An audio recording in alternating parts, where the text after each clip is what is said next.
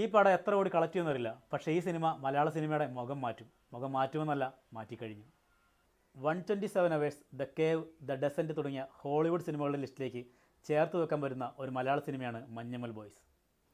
പേരുകൊണ്ട് ഓമനത്വം തോന്നുമെങ്കിലും ഫലത്തിൽ ഹൊറിബിളാണ് Manjummel boys.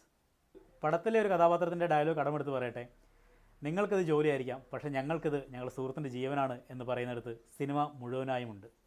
Heroism എന്നത് അമാനുഷികതയല്ല, മനുഷ്യത്വമാണെന്ന് പറഞ്ഞു വെക്കുകയാണ് മഞ്ഞുമൽ ബോയ്സ്.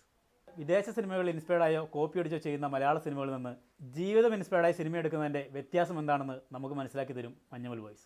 പടത്തിൻ്റെ തുടക്കം തന്നെ ഇതൊരു യഥാർത്ഥ സംഭവമാണെന്ന് സ്ക്രീനിൽ മെൻഷൻ ചെയ്യുന്നുണ്ട്.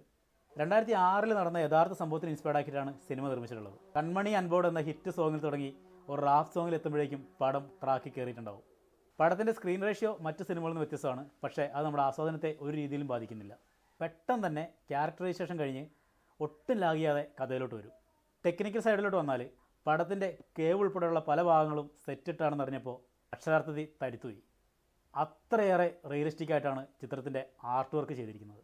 2018 എന്ന സിനിമയ്ക്ക് ശേഷം ഇതുപോലൊരു സർവൈവൽ ത്രില്ലർ ഇന്ത്യൻ സിനിമ കണ്ടിട്ടില്ല എന്ന് തന്നെ പറയേണ്ടി വരും. സൗണ്ട് മിക്സിങ് ഒരു രക്ഷയില്ല. പ്രത്യേകിച്ച് മഴ പെയ്യുന്ന സീനുകൾ, കേവിനുള്ളിലെ ശബ്ദങ്ങൾ, അങ്ങനെ സൗണ്ട് കൊണ്ട് മാജിക് കാണിക്കാൻ പറ്റുന്ന എല്ലാ സ്ഥലത്തും സൗണ്ട് മാജിക് കാണിച്ചിട്ടുണ്ട്. സിനിമയെ മൊത്തത്തിൽ പറഞ്ഞാൽ ഒരു മാജിക് എന്ന് തന്നെ പറയേണ്ടി വരും. സിനിമോട്ടോഗ്രാഫിയും BGMഉം എങ്ങനെ ഇത്ര ഭംഗിയായി മിക്സ് ചെയ്യാൻ കഴിയുമെന്ന് നമ്മൾ അത്ഭുതപ്പെട്ടു പോകും. സിനിമോട്ടോഗ്രാഫി എന്നതൊരു ക്രാഫ്റ്റാണെന്നും ബാക്ക്ഗ്രൗണ്ട് സ്കോർ എന്നത് ഒരു മാജിക്കാണെന്നും തിരിച്ചറിയുന്ന നിമിഷങ്ങളാണ്. സിനിമോട്ടോഗ്രാഫിയും BGMഉം ചേർന്ന് നമ്മളെ വേറൊരു തലത്തിലെത്തിക്കും. ടൈറ്റിൽ കഴിഞ്ഞ ഉടനെ തന്നെ ഒരു ഷോക്കായിട്ട് നമ്മളെ സബ്ജക്റ്റിലെത്തിക്കും. അവിടെ നിന്ന് അങ്ങോട്ട് ശ്വാസം എടുക്കാൻ പോലും ഭയന്ന് നമ്മളിരിക്കും. നമ്മൾ ആ കേവിനുള്ളിലിരുന്ന് ഇതെല്ലാം അനുഭവിക്കുന്ന ഒരാളെ പോലെ ഫീൽ ചെയ്യുന്ന രീതിയിലാണ് സിനിമ സംവിധാനം ചെയ്തിരിക്കുന്നത്. വളരെ മനോഹരമായൊരു സ്ഥലം പെട്ടെന്ന് തന്നെ ഭീകരമായൊരു കാഴ്ചയായി മാറുന്ന ത്രസിപ്പിക്കുന്ന കാഴ്ചകളാണ്. വെള്ളം പോലും നമ്മളെ ഭയപ്പെടുത്തുന്ന തരത്തിൽ ഭീകരമായി മാറും. ചിലയിടത്ത് നമ്മൾ ഭയന്നിട്ട് കിതയ്ക്കും, ചിലയിടത്ത് നമുക്ക് ശ്വാസം എടുക്കാൻ പോലും ഭയമാകും. ചില സീനുകളിൽ നമ്മൾ അറിയാതെ കൈയടിച്ചു പോകും, ചില സീനുകളിൽ അനങ്ങാൻ പോലും പറ്റാതെ സ്റ്റക്കായി പോകും. ചില സീനുകൾ നമ്മളെ രോമാഞ്ചപ്പെടുത്തും, ചില സീനുകൾ നമ്മളെ കരയിക്കും.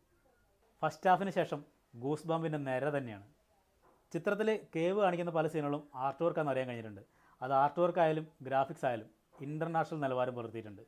ചിത്രം കാണുന്ന ഒരു പ്രേക്ഷകനും അത് ആർട്ട് വർക്കാണെന്നോ ഗ്രാഫിക്സ് ആണെന്നോ തിരിച്ചറിയാൻ കഴിയുകയില്ല. ഇനി ഈ വീഡിയോ കണ്ടിട്ട് പോയാൽ പോലും നിങ്ങൾക്കത് മനസ്സിലാവില്ല. നിങ്ങൾക്ക് ഈ ചിത്രം തിയേറ്ററിലിരുന്ന് കാണുന്നതായിട്ടല്ല ഫീൽ ചെയ്യുക. സംവിധാന മികവ് കൊണ്ട് ഈ ചിത്രം നിങ്ങളെ ഗുണാക്കേവിലെത്തിക്കും.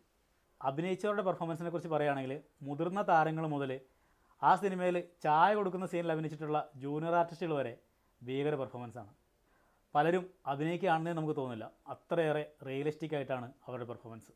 ഇനിയിപ്പോൾ ടെക്നിക്കൽ ടീമിനെ അഭിനന്ദിക്കാമെന്ന് വിചാരിച്ചാൽ ആരെ അഭിനന്ദിക്കണം നമുക്ക് കൺഫ്യൂഷനായി പോകും. ആർട്ട് ടീം, സിനിമാറ്റോഗ്രാഫോ, BGM, കളർ ഗ്രേഡ് തുടങ്ങിയിട്ടുള്ള എല്ലാ തരം ടെക്നിക്കൽ ഡിപ്പാർട്ട്മെൻറ്റും അവരുടെ പണി സിൻസിയറായിട്ട് ചെയ്തിട്ടുണ്ടെന്ന് പടത്തിൻ്റെ റിസൾട്ട് നമുക്ക് മനസ്സിലാക്കി തരുന്നുണ്ട്. ഇത്തരത്തിലുള്ള എല്ലാത്തരം ഡിപ്പാർട്ട്മെൻറ്റുകളെയും മനോഹരമായി അണിയിച്ചൊരുക്കുന്നതാണ് ഒരു സംവിധായകൻ്റെ കഴിവെന്ന് ചിദംബരം തെളിയിച്ചിരിക്കുകയാണ്. പടത്തിൻ്റെ ഏറ്റവും ലാസ്റ്റ് കുട്ടൻ എന്ന കഥാപാത്രത്തിനെ കെട്ടിപ്പിടിക്കുന്നൊരു സീനുണ്ട്.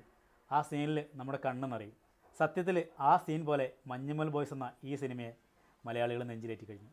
ഈ പടം എത്ര കോടി കളക്ട് ചെയ്യുന്നറിയില്ല, പക്ഷേ ഈ സിനിമ മലയാള സിനിമയുടെ മുഖം മാറ്റുമെന്നല്ല മാറ്റിക്കഴിഞ്ഞു.